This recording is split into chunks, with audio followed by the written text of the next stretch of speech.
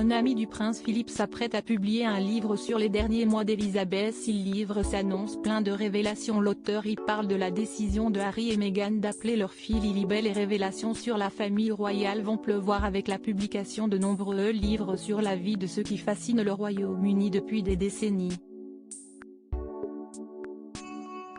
Bien que les mémoires du prince Harry, baptisé Spare ou le suppléant, ne soient attendus que pour le 10 janvier 2023, un autre ouvrage devrait bientôt venir satisfaire les esprits les plus curieux sur la famille royale. L'auteur Gilles Brandrett, également un ami proche du prince Philippe, s'apprête en effet à sortir son propre livre. Intitulé Elisabeth, en Intimate Portrait ou Elisabeth, portrait intime, cette publication reviendra sur certains aspects de la reine Elisabeth II méconnus du public, mais également sur les derniers mois de sa vie, peu avant sa mort qui a choqué le monde entier le 8 septembre 2022.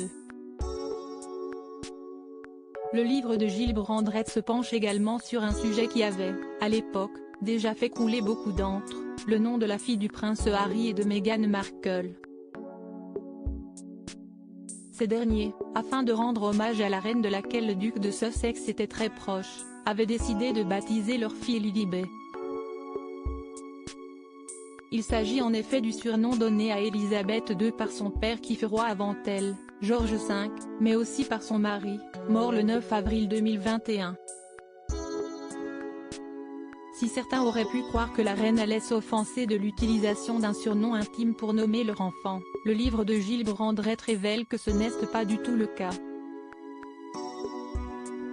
L'auteur explique que lorsqu'elle a appris que Meghan et Harry allaient appeler leur fille Lilibet en son honneur, la reine Elisabeth II a été très touchée et s'est bien rendue compte qu'il s'agissait d'un compliment évident. Compliment qui prend encore plus de signification maintenant que la reine est morte. La reine Elisabeth II morte d'un cancer? Le livre qui s'intéresse d'ailleurs à ces derniers mois fait une autre révélation choc, à prendre évidemment avec des pincettes comme beaucoup d'ouvrages de ce genre.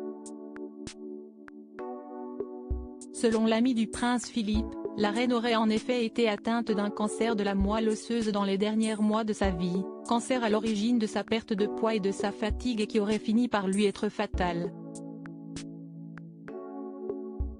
Officiellement, la cause de la mort de la reine Elisabeth est la vieillesse. Elle est en effet morte dans son lit, dans son château de Balmoral en Écosse.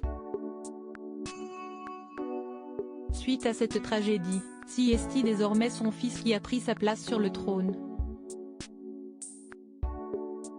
Le roi Charles III est par ailleurs touché par un tout autre genre de tragédie ces derniers temps, avec la mort annoncée le 23 novembre par le Mirror de dizaines de signes dont il s'occupe depuis des années.